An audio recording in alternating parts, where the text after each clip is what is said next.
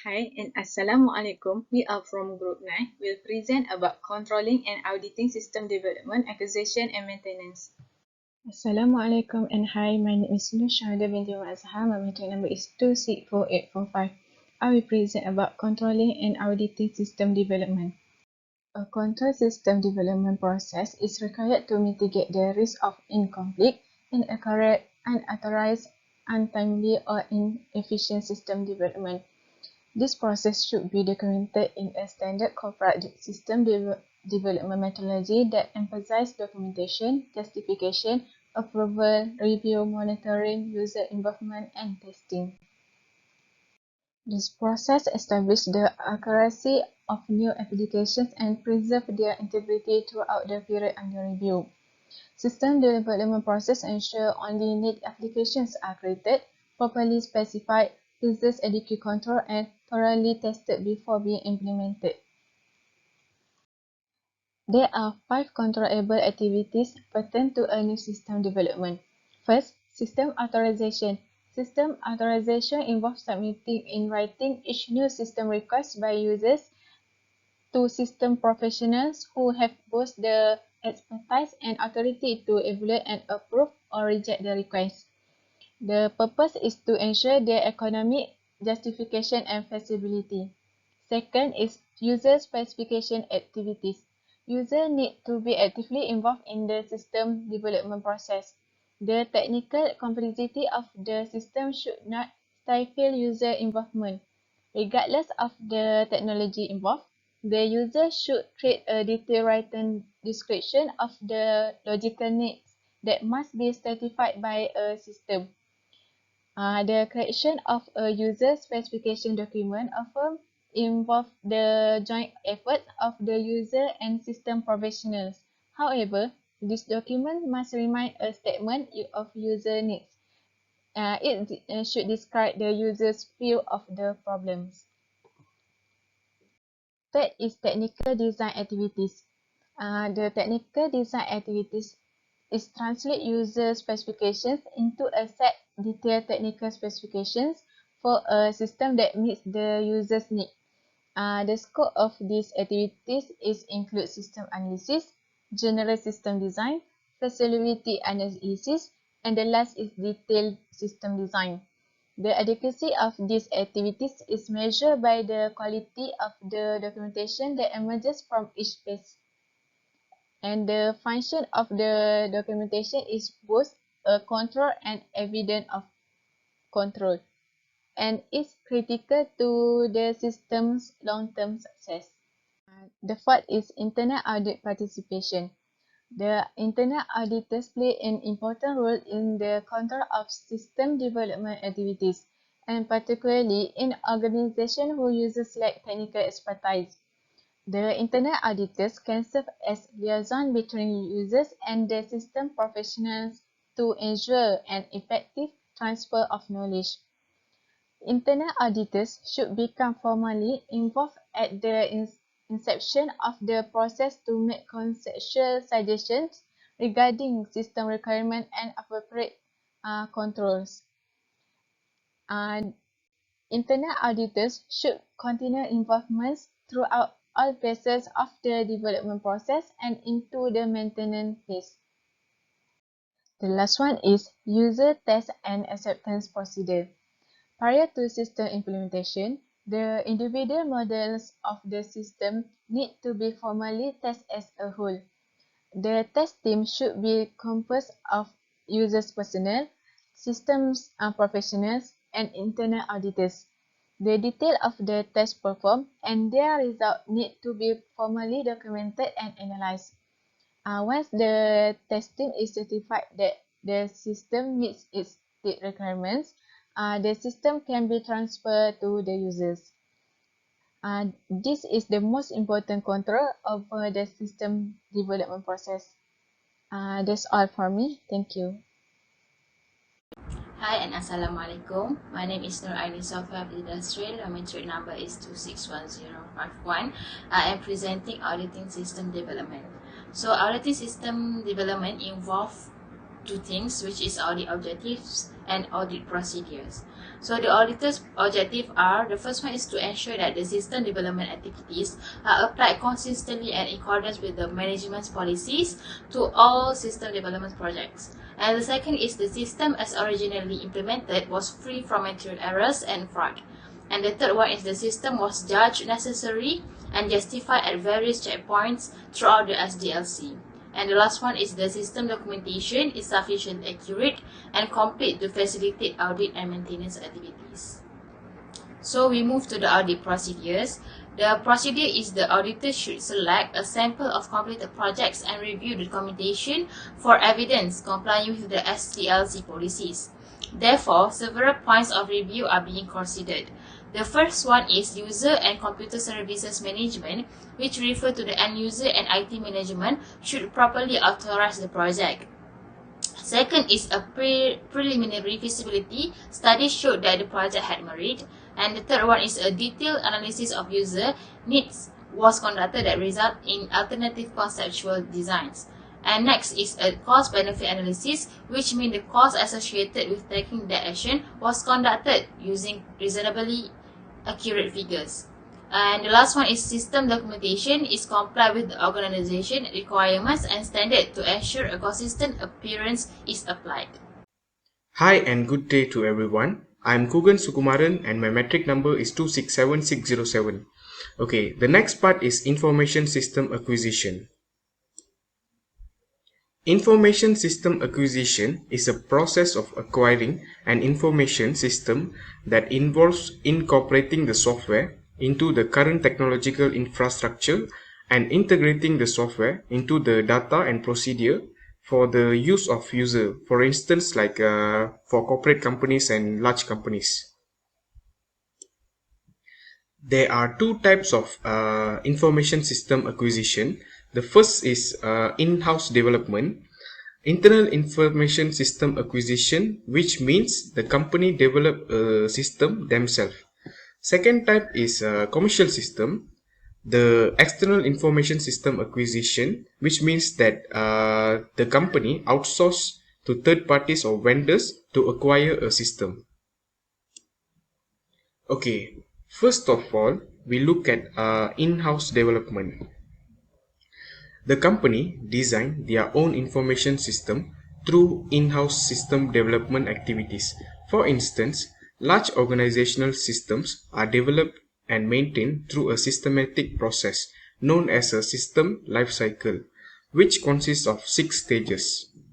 The first stage is feasibility studies to determine whether the system is desirable on the basis of long-term plans and strategic initiatives. Second stage is a system analysis that provide a detailed answer to the questions. For instance, what will the new system do? Third stage is system design that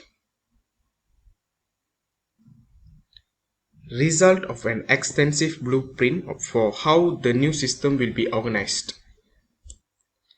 Fourth stage is programming and testing. The individual software modules of the system are developed, tested, and integrated into a coherent operational system. And the fifth stage is installation, where the final testing of the system in the work environment. And the last stage is operation and maintenance. The company requires maintaining a full system staff of analysis and programmers to maintain the system. Beside that, commercial system is the system are purchased from software vendors or a company have resorted to outsourcing their information system to outside vendors.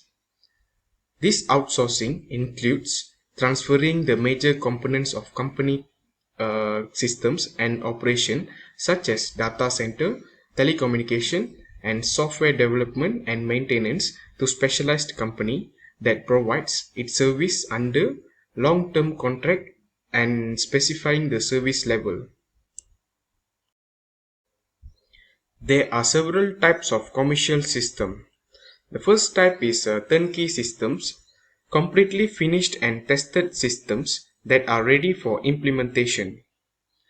Second type is general accounting system. To provide as much flexibility as possible, general accounting systems are designed in modules. Third type is special purpose system that target selected segment of economy which general purpose accounting system do not accommodate. The fourth type is office automation systems, which the computer system that improve the productivity of workers. And fifth is backbone system that provide a basic system structure on which comes with all primary processing modules programmed. And the last type is vendor supported system. It's a hybrid of custom system and commercial system which vendors develops custom system for its clients. Okay, the last part is advantages and disadvantages of commercial software. The first advantages is cost. The company can get the software at affordable and reliable price from Blender instead of they develop a software by themselves. Okay, second advantages is availability. That means that the company can access the software at any time, anywhere because most of the software are cloud-based softwares. Third advantages is implementation time. The company can save time by purchase the software because when they develop their own software, it will consuming more time due to many testing stages and trial runs.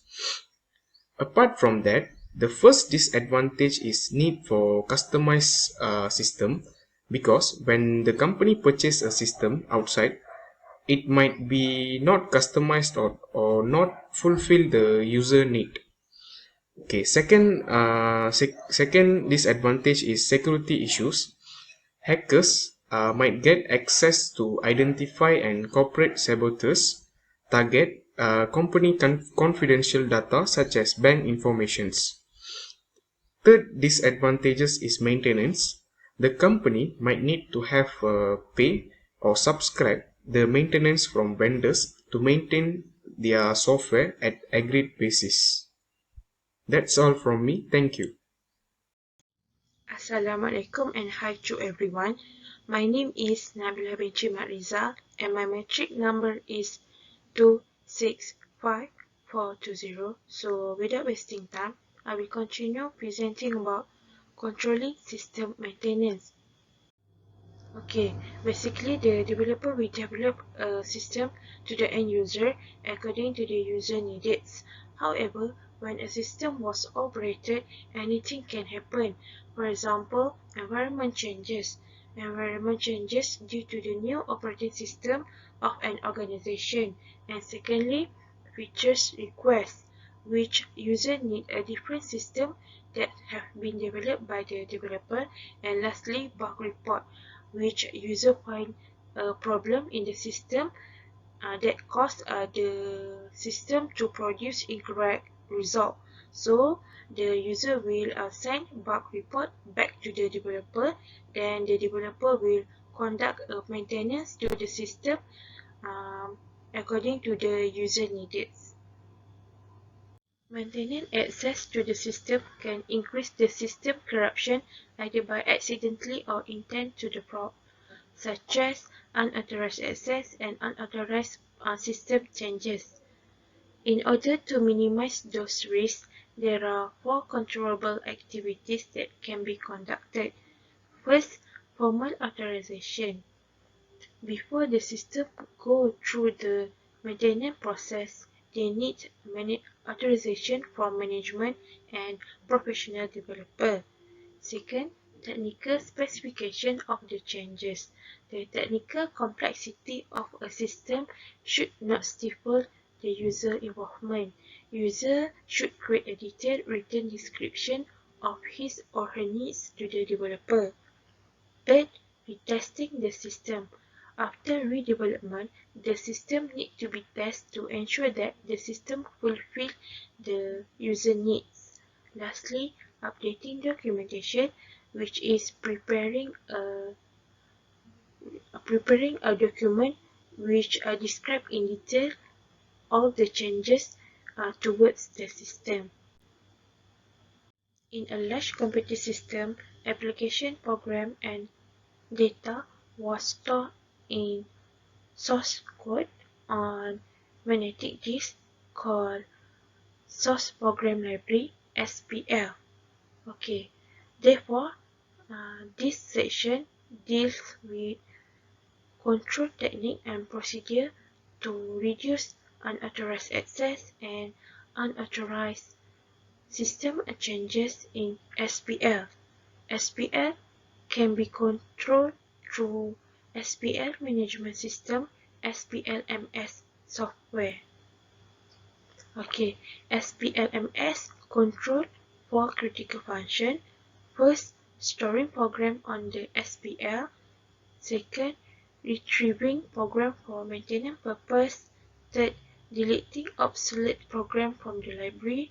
Fourth, documenting program changes to provide an audit trail of the changes. Okay, as we can see from figure 5.12, show that sources program library SPL without control. So we can conclude that SPL without control can lead to a system risk such as unauthorized access and unauthorized system changes. In the next slide, I will explain more about SPL with control. Okay, from figure 5.13, it shows that SPL was controlled by using SPLMS. Okay, this black box surrounding SPL signify SPLMS. Okay, which control four critical function. First, storing program. Second, retrieve program.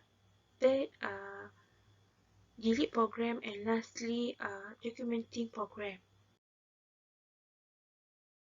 Okay, next I will explain about types of control for SPL. There are 5 control. First, password control. The management need to assign a separate password for each user. Second, separation of test library. A specific user only can approve or request to modify, delete, and copy programs. Third, audit trail and management report. Okay, management report that describe in detail all program changes of the system, and also management report is very important during audit procedure to verify that only authorized changes were implemented. Fourth, program version number. SPLMS assign a version number automatically to each program stored on the SPL. With each modification, the number version will increase by 1. For example, after 5 maintenance authorization, the production program will be version 5. Lastly, controlling access to maintenance commands used to alter or eliminate program password, alter the program version number, and temporarily modify a program, which means that only a specific user can alter or eliminate the program password, alter the program version number, and temporarily modify a program. Therefore, management and IT teams needs to control this phase. Okay, that's all from me. Thank you for listening my presentation. Next, I will pass to the next presenter. Hi, I will explain regarding the audit objectives and audit procedures for system maintenance. So the audit objectives are, the first one is to ensure maintenance procedures secured the application from unauthorized changes, which may have resulted in significant processing errors or fraud. Next is verify SPL secured from authorized access in terms of its security. As usual, verify application free from errors is also one of the audit objectives. Lastly, identify an illegal programs modification, which also refer to unauthorized program maintenance, should be detected. So we move to audit procedures. assume that the organization practices SPL software to control program maintenance. The first procedure is identify unauthorized changes. Generally, the auditor needs to examine the audit trail of program changes for a sample of application that undergone maintenance and verify that authorization procedures are followed. Therefore, tests of control need to be performed, such as reconcile the version number of the programs, which mean the permanent file of the application content program change authorization document need to correspond to the current version number of the production application. Next example is ensure the maintenance is authorized by indicate the nature of changes and date of change for the document. The second procedure is identify application errors, which means the auditor need to determine whether or not the programmers are free from error. How? It is by performing these three tasks of controls, which are the first one is reconcile the source coding by ensuring the application permanent file contain complete information such as current programs or current changes. Next is examine the test result by testing the changes that made truly before implementing. Lastly, restart the programs. This is to ensure the integrity of the applications. The third procedure is test access to libraries, which to ensure that the SPL is protected from unauthorized access. Two tests of controls need to be performed. The first one is examine the table of programmers authority, which the auditor can select a sample of programmers and review in terms of accessibility. Next is test authority table by stimulating the programmer's access privilege. That's all from us. Thank you.